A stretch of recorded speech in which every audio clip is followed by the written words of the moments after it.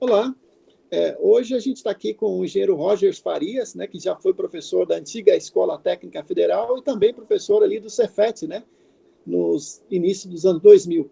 E a gente convidou o professor Rogers, que eu chamo ele sempre professor e engenheiro, né, porque ele é um dos maiores projetistas aí da área de ar-condicionado do Estado.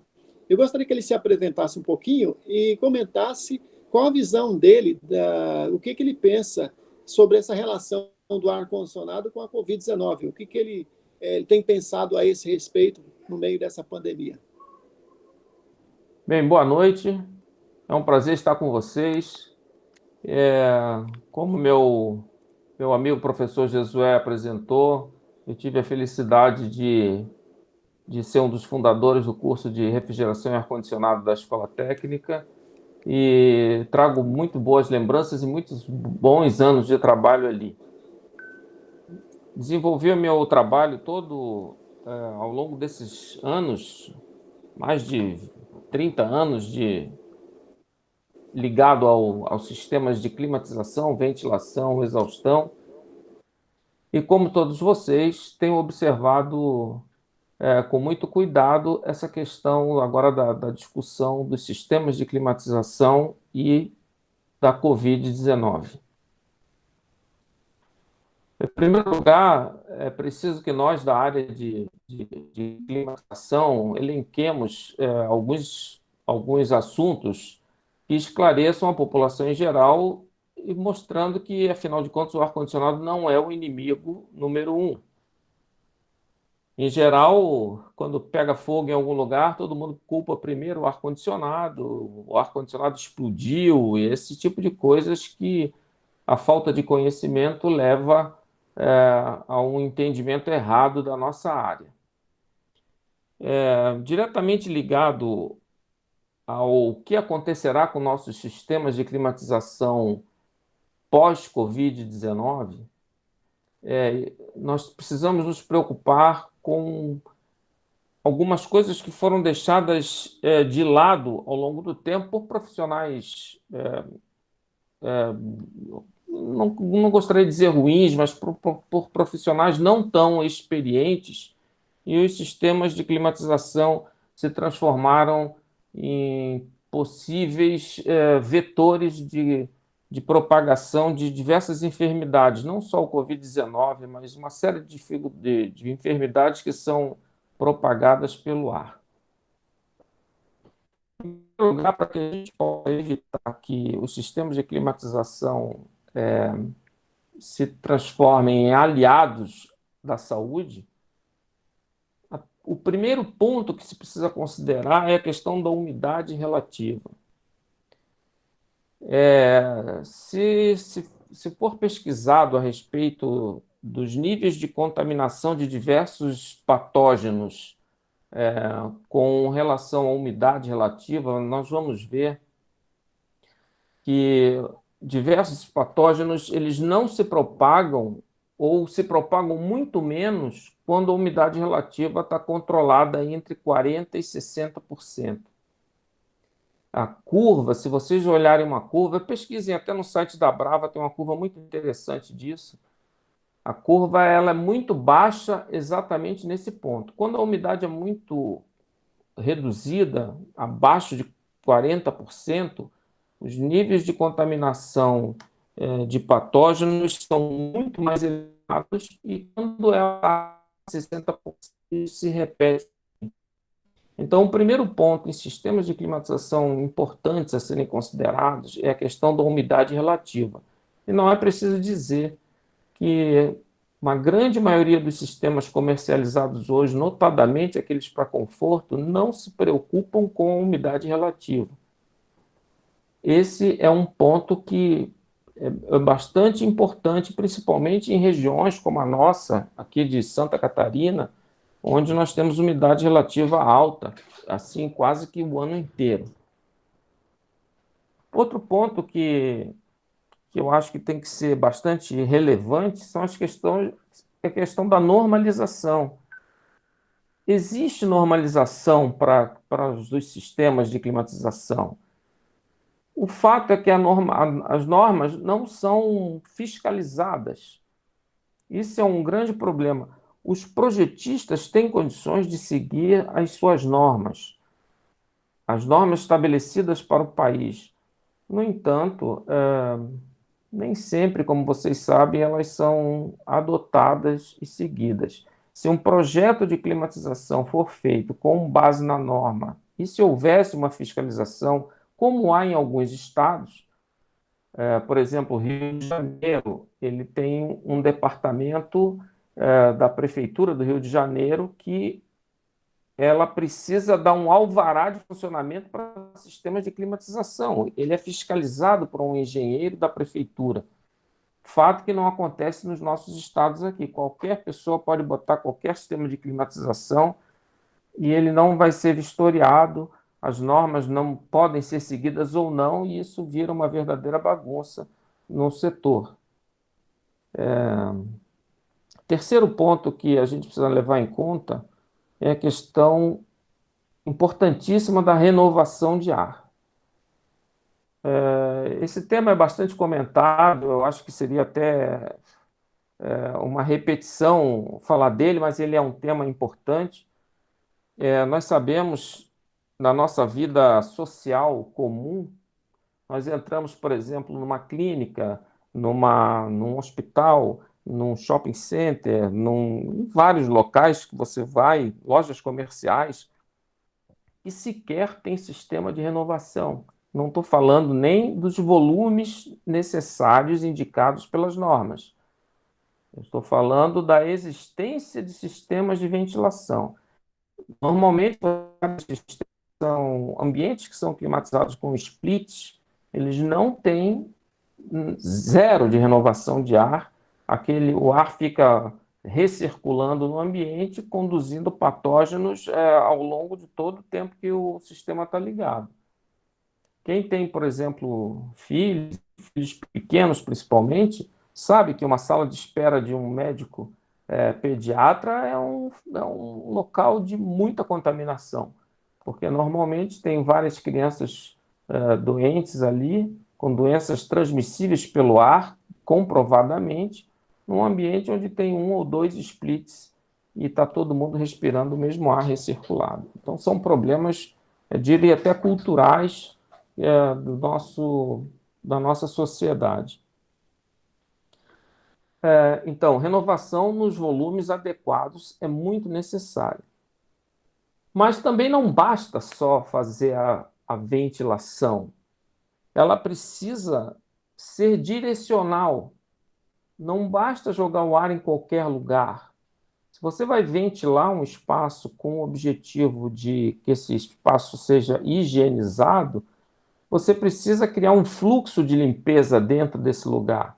Há local para você inserir o ar novo e há local para onde você vai tirar o ar contaminado. Então, é preciso que haja uma direção da ventilação. Isso é uma questão de projeto. E não adianta você só fazer um turbilhonamento no ar que está lá dentro, que você vai dificultar a renovação e até, às vezes, piorar a questão de elevar o grau de contaminação da sala por questão de turbilhonamento. Então, é importante se ter um direcionamento da ventilação, notadamente na renovação de ar. Outro ponto importante que pode se ajudar para melhorar a qualidade do sistema de climatização é a questão dos diferenciais de pressões entre salas. Então, quando o projetista se preocupa com os diferenciais de pressão, ele faz com que o ar tenha uma direção dentro de um escritório, por exemplo, dentro de um hospital, dentro de qualquer ambiente, seja ele comercial, industrial ou comercial. Você causa diferenciais de pressão, por exemplo, impedindo que ar mais contaminado entre em determinados espaços. Isso é uma questão de localização dos elementos de difusão de ar e dos elementos de retorno de ar, causando um fluxo natural de limpeza e causando também um diferencial de pressão entre os espaços. são pontos importantes a serem considerados num projeto. Veja que eu não estou falando ainda de Covid, estou falando em geral. Outra questão quando se preocupa com, com patógenos, seja lá quais eles forem, determinados projetos especiais, você tem uma ventilação personalizada. O que significa isso? Por exemplo, num laboratório de produção de medicamentos, o insuflamento deve ser feito de uma forma que o produto que está sendo manipulado, ele não venha em direção ao operador, ele vá num sentido oposto ao operador, ao manipulador. Isso é uma ventilação personalizada para aquela atividade. Então, você pode, com isso, impedir a questão de contaminação. Outro exemplo que é muito claro, que vocês devem conhecer, é a questão dos centros cirúrgicos, por exemplo. O ar que circula dentro de uma sala cirúrgica, ele deve impedir que as sujeiras que estão, ou elementos que estejam no chão ou nas paredes, vão em direção ao paciente. E também que o ar que circula em torno do médico, pela respiração dele ou da equipe médica, também não pode ir em direção ao paciente, ele tem que ir em direção oposta ao paciente. Então, não trata-se só de determinar uma carga térmica, estimular uma vazão de ar e botar um sistema para climatizar e controlar a temperatura de um espaço. Trata-se de controle de umidade, trata-se de controle de ventilação, trata-se de volume de ar exterior, trata-se do sentido que esse ar deve circular, trata-se dos diferenciais de pressão. Todos esses cuidados, eles colaboram para que doenças transmitidas pelo ar sejam impedidas de se propagarem. Outra questão importante é a questão da filtração, tanto do ar de retorno quanto do ar de renovação. Aqui eu queria fazer um comentário, que é a questão do filtro grosso, né, que é o filtro que é usado normalmente em condicionadores de ar, esses comerciais comuns.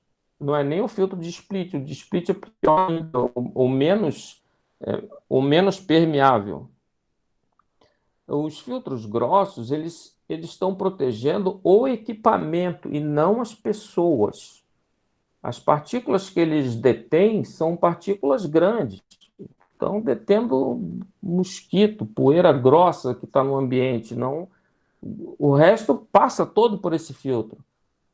Então, existe uma engenharia, existe uma normalização primeiro, e existe uma engenharia que indica qual filtro deve ser usado para determinadas atividades profissionais, atividades de uso.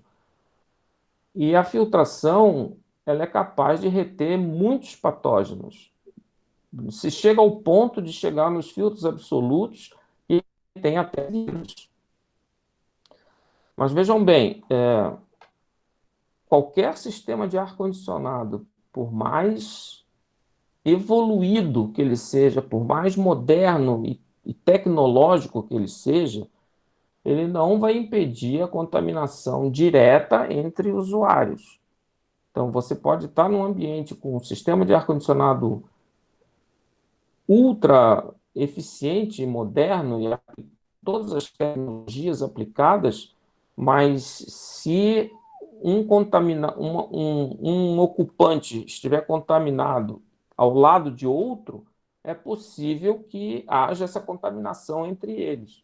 Os sistemas de ar-condicionado, bem executados, eles vão impedir, eles vão diminuir em muitíssimo essa probabilidade, mas ele não pode eliminar completamente.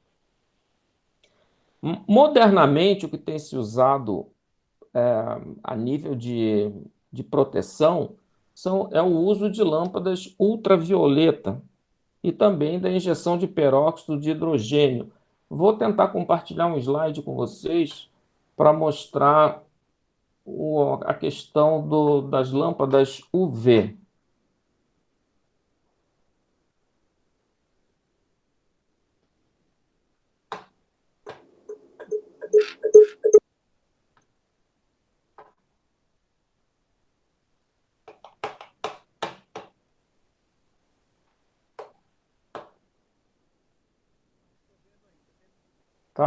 Tá perfeito, Josué?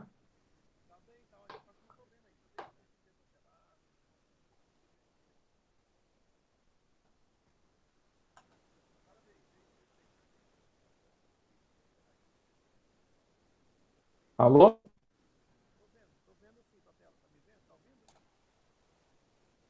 Eu estou sem retorno, não sei se a tela está compartilhada adequadamente.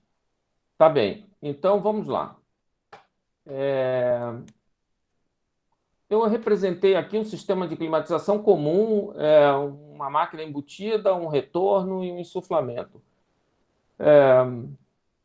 O que é possível hoje modernamente é a inserção de um módulo esterilizador por luz ultravioleta dentro do equipamento ou no duto. Porque é sabido que a luz ultravioleta é uma energia eletromagnética e elas são classificadas de acordo com o seu comprimento de onda. Então, nós temos três regiões de ultravioleta: UVA, UVB e UVC. Então, o espectro dividido em três áreas, uma tem um comprimento de onda, ou de radiações, de 315 nanômetros até 400, o B de 280 até 315 e a C de 100 até 280. Existe uma ação germicida muito forte da luz ultravioleta na região UVC, no comprimento de onda em torno de 254 nanômetros. Fora dessa região, a ação germicida é diminuída. Esse é um artifício que já é usado há muito tempo em centro cirúrgico, em equipamento de grande responsabilidade da detenção de patógenos. Mas hoje, com a questão do Covid, ele está sendo muito utilizado também em sistemas de climatização para conforto, onde se tem a preocupação de deter a possibilidade de contaminação por Covid. Então, esse efeito ele atua sobre o DNA dos micro-organismos e das bactérias. Ele elimina bolores, leveduras, vírus. O efeito de purificação é obtido a partir do comprimento de onda abaixo de 320 nanômetros, com máxima eficácia a 260 nanômetros. As lâmpadas emitem luz de 250, são muito próximas da eficácia máxima e são livres de ozônio. Agora eu queria observar que existe um comprimento de onda onde isso funciona. Então, não é qualquer lâmpada UV, porque as lâmpadas, elas são prejudiciais à pele humana, aos olhos. Elas têm que estar num lugar onde não seja visível. E o comprimento de onda também tem que ser esse, porque, como falei anteriormente, ele não é eficiente fora desses comprimentos e pode ser prejudicial ainda à saúde. Então, é uma questão técnica de dimensionamento adequado para que se não corra o risco de contaminar ou de prejudicar mais ainda o ambiente. Bem, agora deixa eu voltar. Se eu consigo voltar.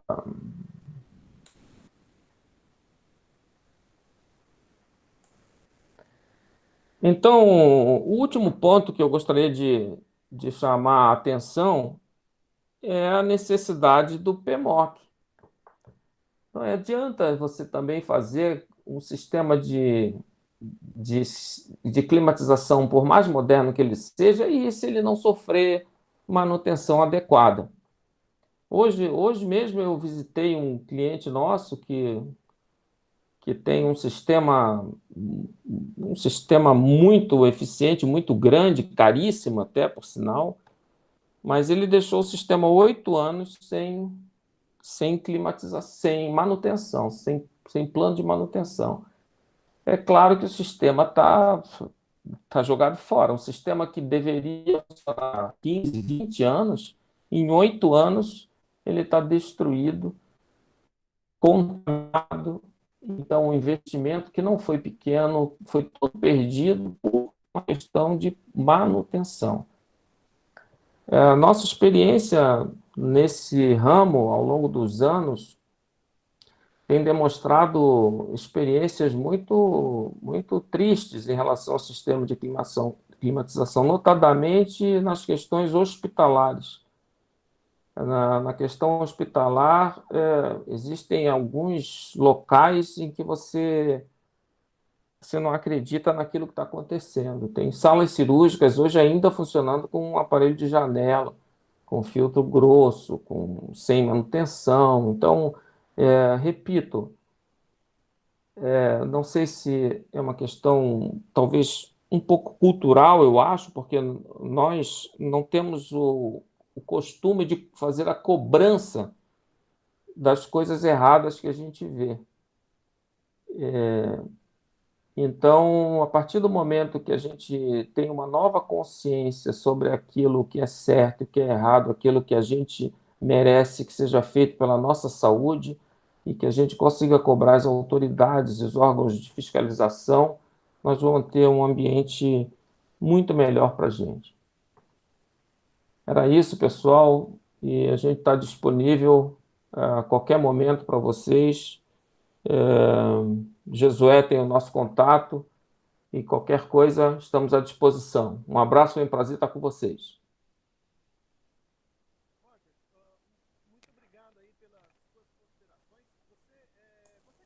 Eu não estou te ouvindo, Josué. Josué, não estou te ouvindo.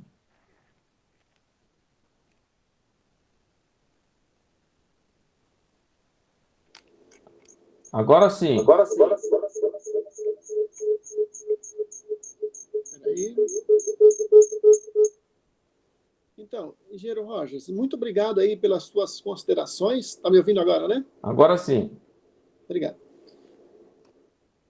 E agradeço muito aí essa experiência. Aí são o quê? Mais de 40 anos já de atuação no setor de ar-condicionado, Rogers?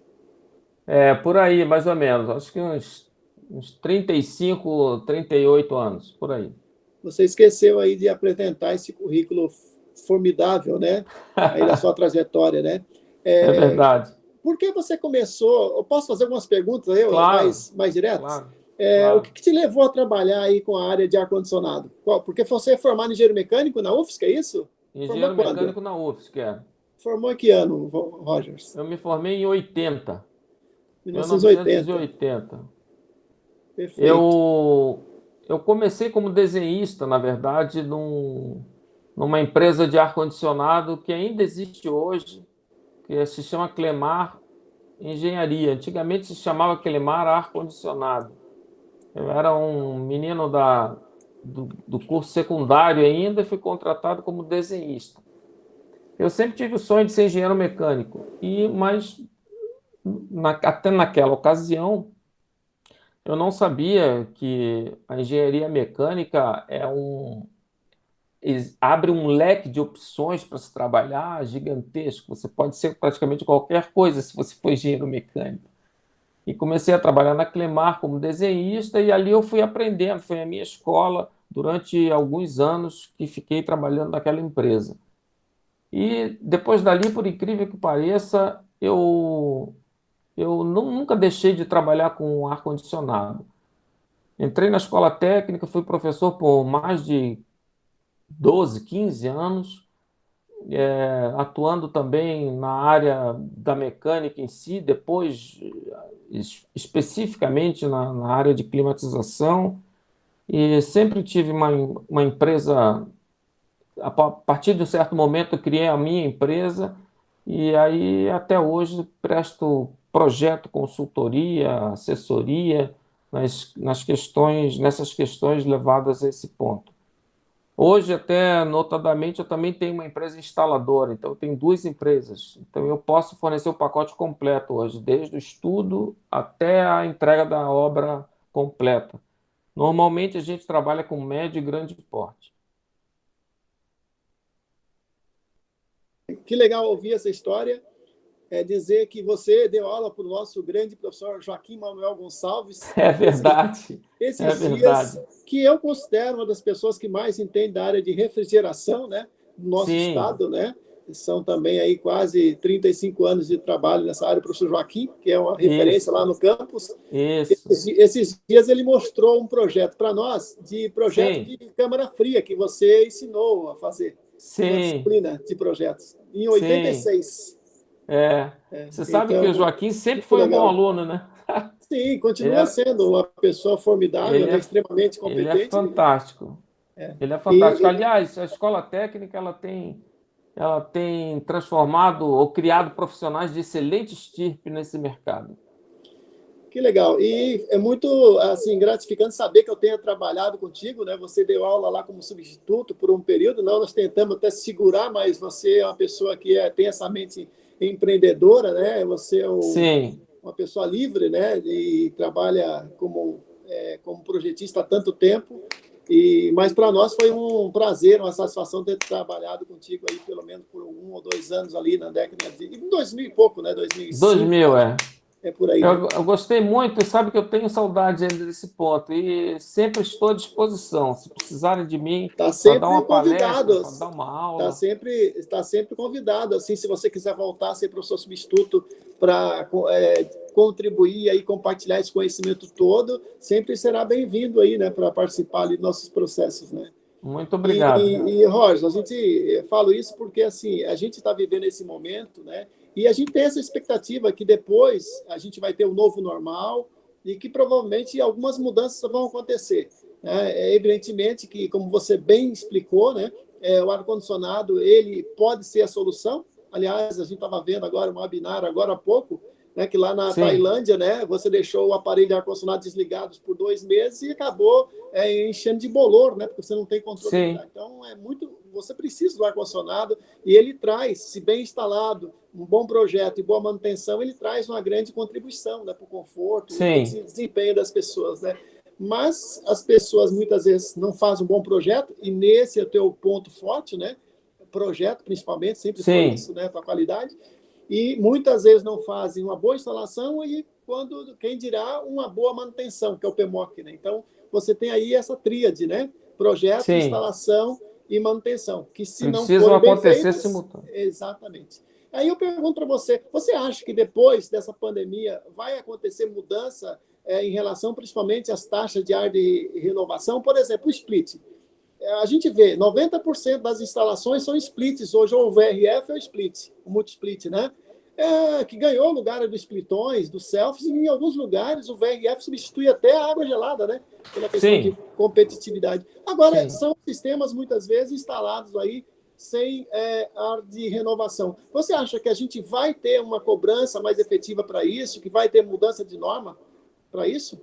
Eu tenho certeza que sim. Já existe até um movimento de profissionais dessa área, ligados à Brava, que estão a Brava e a Astra também, que estão muito preocupados com isso.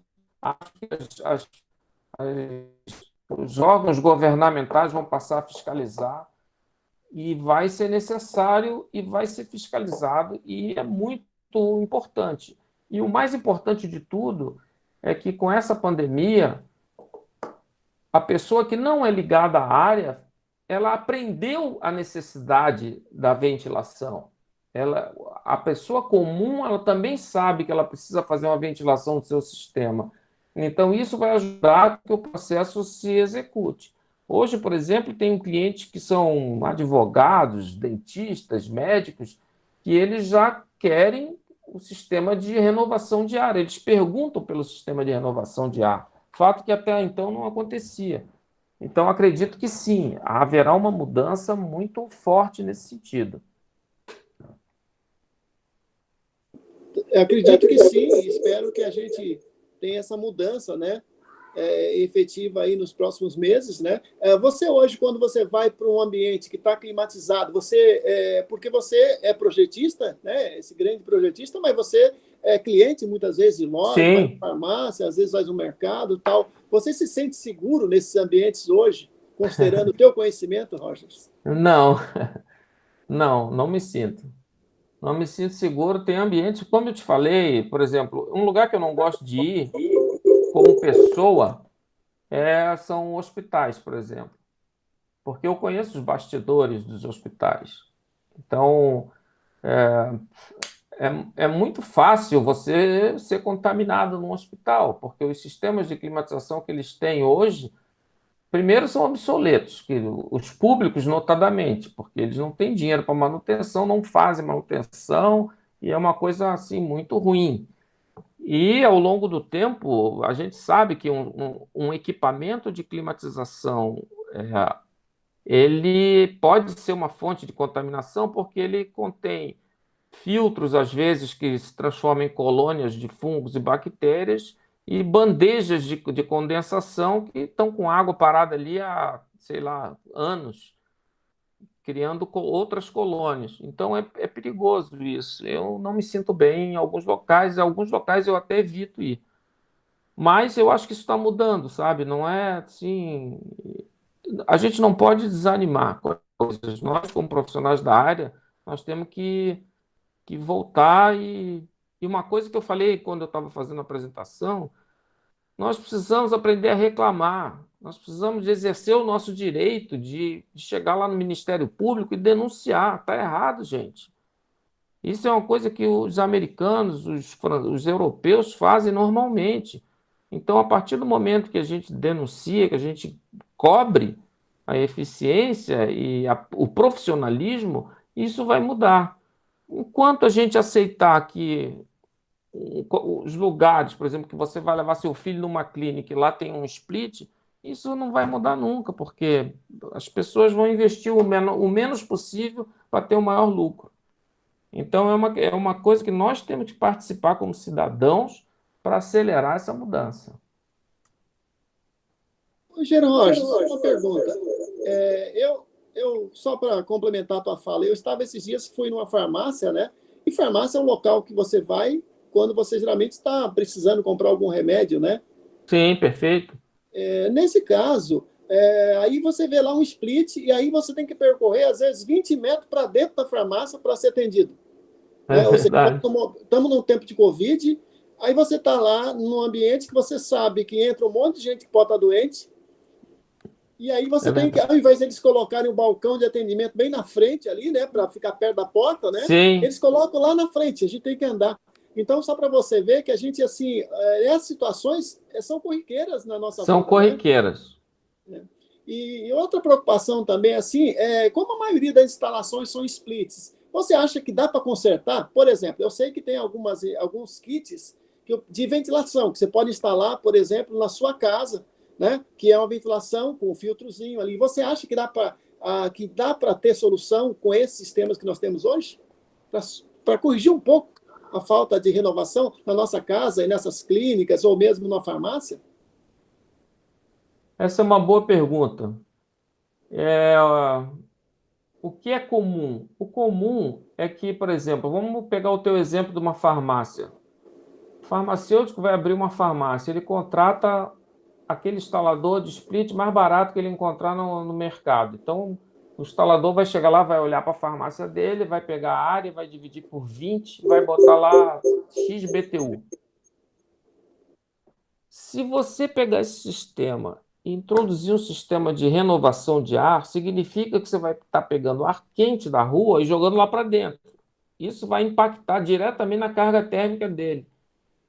Então, aquele sistema dele, que já era pobre, vai ficar paupérrimo, não vai mais nem dar conta do recado. Então, eu vejo que injetar ar externo filtrado num ambiente de split não é a solução. Para fazer isso, você teria que injetar um ar pré-tratado, ou seja, você teria que ter um outro equipamento de climatização para tratar o externo, filtrá-lo e depois inserir nesse espaço. o split ele passaria a ser só uma bomba que vai recircular ar, mas quem vai ter o compromisso de fazer a renovação de ar seria o equipamento adicional que você vai estar colocando.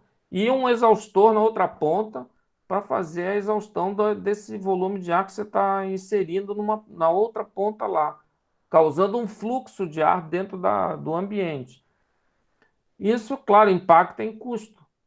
Então, assim, eu te digo, existe solução para ambientes como split? Existe.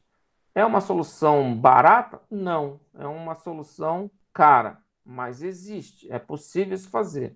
O melhor seria que os splits saíssem do mercado e entrasse um equipamento com filtragem adequada e renovação de ar. Mas aí já é um ponto que eu não acredito que vai acontecer. Roger, você está há muito tempo na área, né? E você deve ter passado por várias fases, né? Eu me lembro que na década de 90, quando eu entrei na antiga Escola Técnica Federal para ser professor, ar-condicionado era algo de rico. Parecia que para você ter um ar-condicionado tinha que ser classe média alta, né? Sim, é E verdade.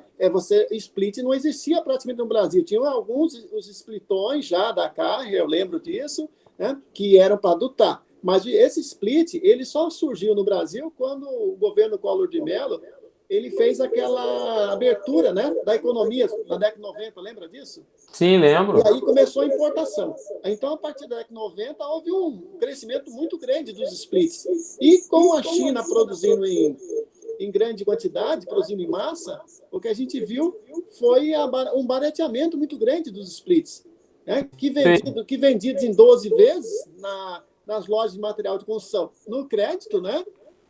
A maioria das pessoas começou, a classe média, até a classe C e D e E, começou a instalar split. E muitas vezes não tem condição nem de entender quanto custa o custo de energia por mês, né? Do split. Então, Perfeito. é por isso que o split ganhou esse espaço todo, né? Eu falo isso também porque eu estava vendo essa semana que tem um recuperador de calor, que é muito comum nos Estados Unidos. Quando eles instalam o split, eles instalam lá o recuperador de calor, que você pega o ar de retorno, né, e passa, né, sem contato físico, e com alguma roda entálpica ou com algum processo de trocador de calor, e mistura com ar externo. Então, esse ar externo ele já vem pré-resfriado, porque ele entrou em contato com o retorno do ar. Você acredita que isso possa ser usado no Brasil também? Já existe, nós temos pelo menos dois fabricantes no Brasil que têm os recuperadores de calor. Eu conheço e já utilizei em alguns projetos os da SICFlux e os esses recuperadores de calor. Porém, eles têm vazão máxima, eu acho que, se não me falha a memória, 2.200 metros cúbicos por hora. Eles são equipamentos relativamente caros, eles são mais caros que um split, e eles têm essa vazão baixa. Então, em ambientes onde você tem muitas unidades de split, eles são inviáveis. Teria que ter realmente um outro sistema, teria que ser dimensionado um sistema para atender aquela necessidade. Eu acredito que a um médio prazo, as indústrias elas vão acabar desenvolvendo um equipamento split que já venha com algum sistema de renovação de ar. Esse eu acho que o futuro deve ser alguma novidade a esse respeito. Mas já estão disponíveis no Brasil os recuperadores de calor, eles são eficientes, embora não sejam tão baratos nesse momento, mas eles existem, é possível, é uma opção de projeto. Eu vou citar isso e tem que lembrar também que o saudoso engenheiro Jorge Razeira, né, dizia, né, que o split ele acabou com um bom projeto de ar-condicionado. Sim, Ele me é dizia sempre verdade. isso, porque em muitas instalações que exigiam realmente um sistema central, com um split dotado, com retorno de ar, com sala limpa, né, com mistura de ar, né, e para insuflamento, que aí você conseguia, com a tomada de ar externo, com filtro adequado, você conseguia um projeto com a distribuição de ar homogênea, você colocou o split. Onde era para ter colocado o sistema dotado central, né, com retorno apropriado, você substituiu ali por 4 split de 60 mil BTU por hora, 5 TR cada, e deu, né? E aí foi. Verdade. Então, o split, ele veio popularizar o ar-condicionado, por um lado, e, por outro lado, ele acaba prejudicando, né, a qualidade do ar interior. Muito, muito. Você sabe, até respondendo, voltando até um pouco atrás na tua pergunta anterior, Eu recebi essa semana um comunicado, um pedido de uma faculdade, uma faculdade de odontologia, onde eles têm os laboratórios de odonto deles e os locais onde eles atendem os pacientes, que é tudo climatizado como split. E eles ligaram preocupados em alterar o sistema ou a readaptar o sistema às condições de ventilação e higienização do ar. Então, a preocupação, como eu falei, já existe. Ela passou da nossa cabeça de profissionais do ramo, passou para a cabeça das pessoas comuns também, para o usuário. O usuário está prestando atenção e está se preocupando com a saúde dele próprio e dos clientes dele. Mas realmente esse equipamento split ele é um veneno, na verdade. Ele deveria ser só uso residencial e olhe lá. Mas é o que temos. O que a gente estava falando também é que quando você está na sua casa, né, você pode fumar à vontade, mas quando você está no ambiente público, você tem que respeitar, né, as restrições. Então, você usar o teu split na tua casa, né, de maneira inadequada, assim, usar sem limpar filtro, sem manutenção, sem uma boa instalação, um bom projeto, é uma coisa. Agora, quando você tem uma relação comercial, tudo muda de figura. Por exemplo, se eu vou no dentista e eu vejo que tem um split lá, aí já começou a complicar, porque a gente sabe muito bem que tem um spray, né, liberado. Então, a pessoa estiver doente, aquele spray vai ficar no ar. Aí tem as partículas, né, de tamanho aí de 5 micrômetros aí, que elas podem ficar em suspensão por horas, né? Então, que Horas. segurança eu tenho para ir num ambiente desse? Eu não tenho. Então, para Exato. esses ambientes, eu insisto de novo, que bom que já temos lá os recuperadores de calor, mas aqueles vento kits, eu poderia no escritório de odontológico, por exemplo, instalar um vento kit para ver se atenua o problema, ou você acha que isso aí é besteira? Não, é besteira, isso aí não funciona. Não funciona.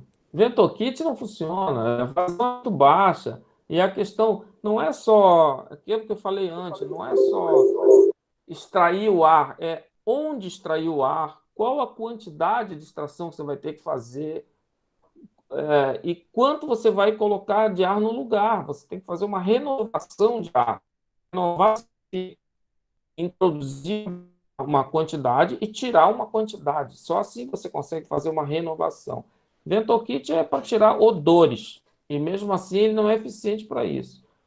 Então, assim, é uma questão de fiscalização. A legislação existe, mas não é fiscalizado. Então, esses fatos acontecem, infelizmente. Que volta àquele ponto, a gente tem que começar a reclamar. Se a gente não reclamar, a coisa demora muito mais a mudar. Você acha que pela fiscalização da vigilância sanitária ficar nas mãos das prefeituras, em alguns lugares, geralmente é isso, né? Isso não. E a prefeitura geralmente não tem condições de aumentar o número de fiscais. Isso não é um elemento que agrava mais ainda a falta de fiscalização? Eu acho que sim, mas eu acho que a Prefeitura de Florianópolis, por exemplo, ela está aberta ao diálogo com relação a isso. Eu acredito que nessa gestão que está em processo agora, isso não aconteça, mas para as próximas, é bem possível que haja um órgão não só fiscalizador, um órgão que ele exija que o projeto passe por lá, que seja carimbado, avaliado, avalizado e autorizado.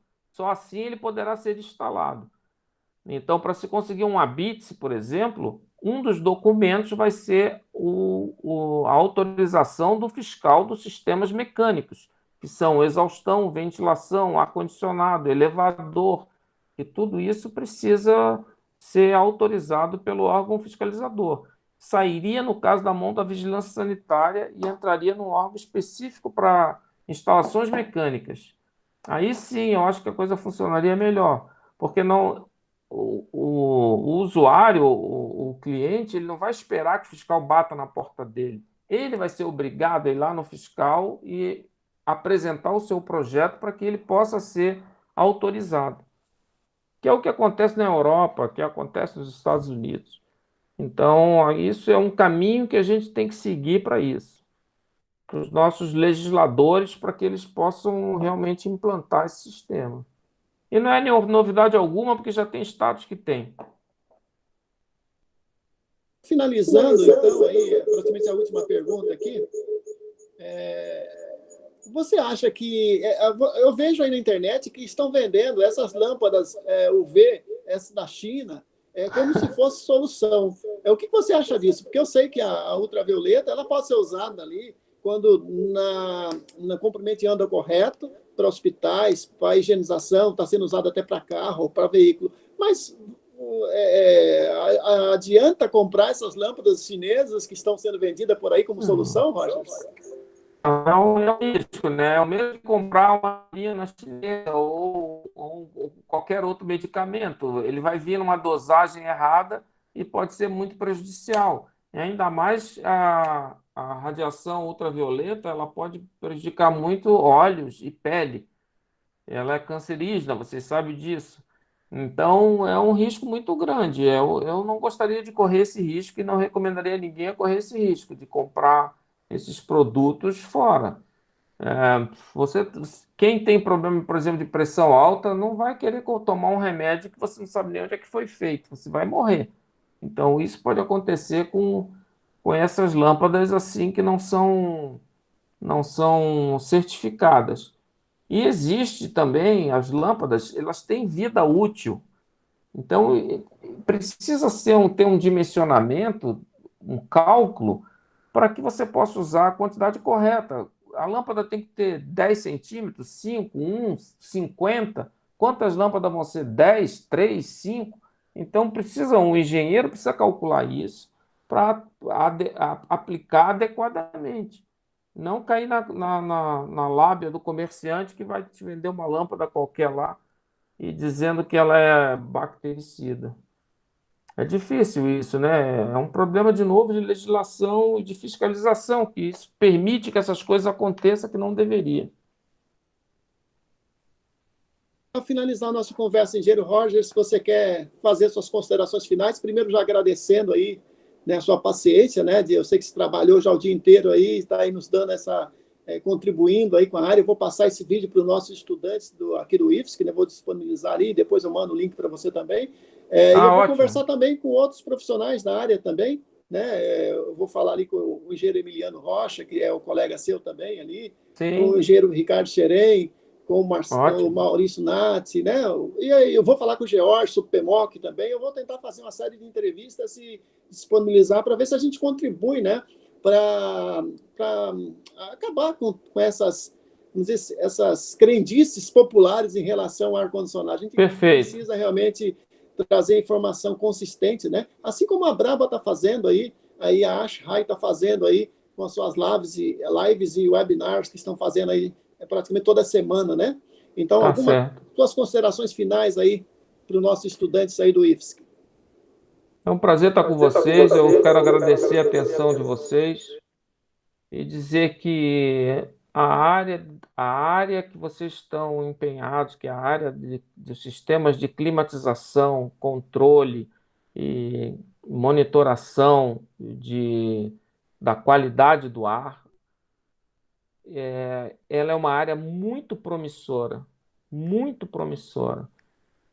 Hoje, existem processos que a gente não comentou aqui, por exemplo, que é a produção de fármacos, a produção de alimentos, a produção de tecnologias, a produção de tecnologias, microtecnologias, que elas dependem completamente dos sistemas de climatização. Então, a área de vocês é muito promissora, é uma área que tem um futuro pela frente muito grande. Vocês são privilegiados de estar numa profissão que ela tem vida longa. Vocês sabem que hoje nós vivemos uma época em que muitas profissões estão acabando. Tem profissões que elas estão sumindo do mercado, substituída por outras profissões que sequer existiam. E a nossa profissão, ela é uma profissão de vida longa, porque os sistemas vão se modernizar, se especializar, mas é impossível que nós venhamos a eliminar os sistemas de climatização. Eles cada vez vão ficar mais eficientes. Como o Jesué comentou há pouco, antigamente nós, cara, botava um split lá na parede e pronto. Agora nós temos que nos preocupar com o split, com o aparelho de ar-condicionado, com a umidade, com a filtragem, com a renovação de ar, com a exaustão, com o controle, porque agora a automação ela estava envolvida, embarcada em tudo. Então os sistemas só se multiplicam. Então eles têm vida longa. Eu quero que vocês se dediquem, existe um futuro muito promissor. E parabéns pelo ramo. A gente está disponível. Mais uma vez ofereço os meus conhecimentos, aquilo que eu conheço, que eu posso contribuir para a formação de vocês a qualquer momento. É só me chamar, porque eu adoro fazer isso, dividir conhecimento. Muito obrigado. Engenheiro Rocha, muito obrigado mais uma vez por essa agradável conversa, né, sobre a área de ar-condicionado. Fica aí o nosso convite para, assim que passar essa pandemia, você poder fazer uma apresentação, uma palestra lá no Campus São José, que você será muito bem recebido e tenho certeza que a gente tem muito a aprender aí com seus quase 40 anos de profissão na área de ar-condicionado. Você falou em profissões que foram extintas, você provavelmente foi um desenhista de prancheta, de nanquim como eu, né, que trabalhei aí 6 anos no escritório de arquitetura na década de 80. Você também deve ter feito datilografia enquanto jovem, porque era necessário para um jovem ter datilografia, senão não arrumava emprego nos escritórios, não é isso? Sim, só é verdade. Aí mostrar que você tem toda a razão. As profissões, elas vêm, várias delas foram ficando obsoletas e a gente teve que se reinventar ao longo do tempo, né?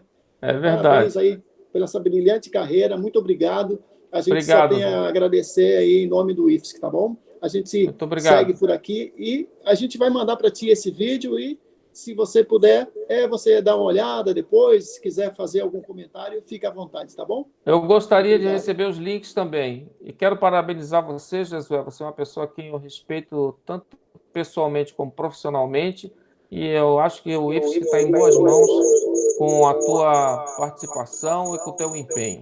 Muito obrigado.